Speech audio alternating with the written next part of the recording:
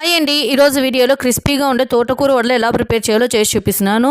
ఈ తోటకూర వడలు ప్రిపేర్ చేయడానికి ఒక కప్పు పచ్చిశనగపప్పుని 2 సార్లు నీటిలో శుభ్రంగా కడుక్కొని 3 నుంచి 4 గంటల సేపు నానబెట్టుకోవాలి. ఇక్కడే ఒక చిన్న టిప్ చెప్తానండి. ఏవైనా పల్సెస్ మనకి త్వరగా నానిపోవాలి అంటే కొద్దిగా హాట్ వాటర్ని యాడ్ చేసుకుని నానబెట్టుకుంటే ఈ పల్సెస్ అనేవి త్వరగా నానిపోతాయి. నేనైతే నార్మల్ కూల్ వాటర్తోనే నానబెట్టుకున్నాను.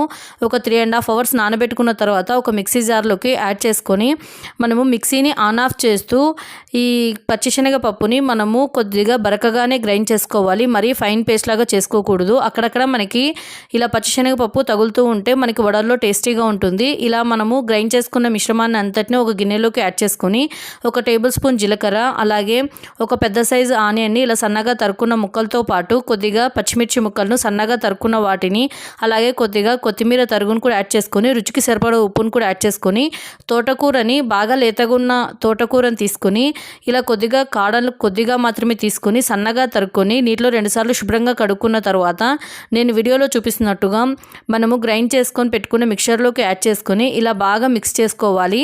తర్వాత మనము డీప్ ఫ్రైకి సరిపడా ఆయిల్ని పెట్టుకొని ఆయిల్ బాగా హీట్ చేసుకోవాలి. ఈ తోటకూర వడల్ని మనము స్నాక్స్గా అయినా తీసుకోవచ్చు, లేదంటే పప్పన్నంలో కానీ రసమన్నంలో కానీ మనము నంజుకుండే కూడా చేసుకోవచ్చు అండి. చాలా టేస్టీగా ఉంటాయి. అలాగే తోటకూర ఉంది కాబట్టి మనకి హెల్త్ కూడా చాలా మంచిది.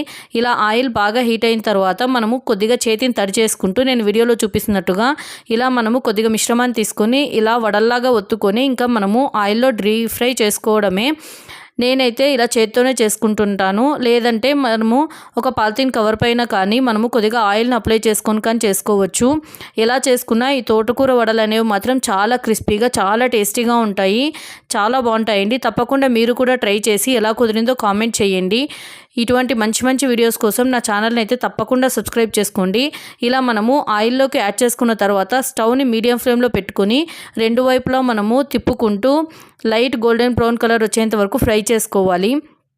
తర్వాత మనము ఒక ప్లేట్లోకి తీసుకొని సర్వ్ చేసుకోవడమే. వేడివేడిగా ఈ క్రిస్పీ వడలను మనము చల్లగా ఉన్నప్పుడు క్లైమేట్ తీసుకుంటే చాలా టేస్టీగా ఉంటాయండి. అలాగే ఇటువంటి మంచి మంచి వీడియోస్ కోసం నా ఛానల్ని సబ్స్క్రైబ్ చేసుకోండి. అలాగే మీ ఫ్రెండ్స్ అండ్ ఫ్యామిలీకి కూడా తప్పకుండా షేర్